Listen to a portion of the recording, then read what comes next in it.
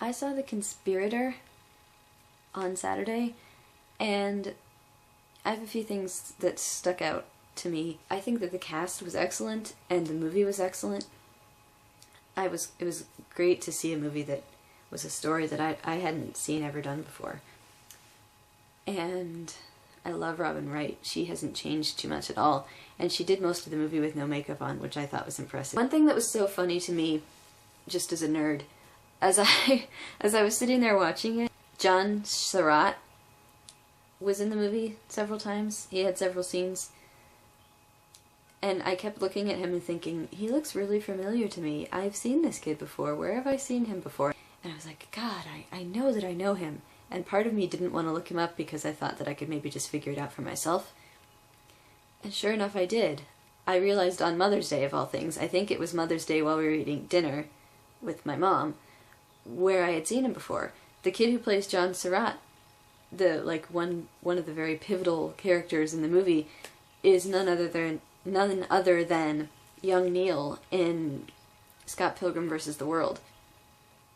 I thought that was really, really cool to see him in something so different. I like that guy, though. He's cute. I'm trying really hard to not say so if there are a lot of pregnant pauses, it's because I'm avoiding the use of because it gets really annoying when I'm editing my videos. I try to edit it out, but I'm not very good at it. Anyway, this is just a sidetracking. The other thing I wanted to say is that it is a great film for history of, like, judicial history, court systems, rights, and stuff like that, because I got so frustrated.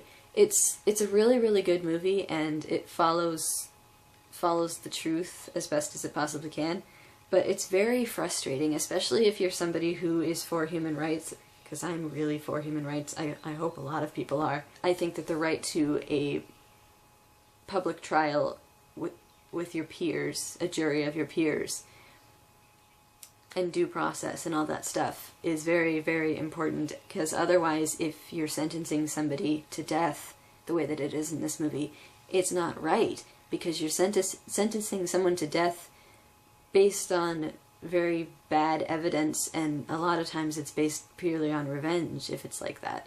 So I think it's a really good movie that way, because it shows you the way that the system used to be flawed, and it makes you, or at least made me, very grateful that our system is better these days. We don't try people and sentence them without getting a fair public trial with a jury of our peers, rather than a military tribunal where the military is all definitely biased, because the way that it was for this woman was she was from the South, living in DC, and they gave her a military tribunal with a whole bunch of Union officers as the people judging her.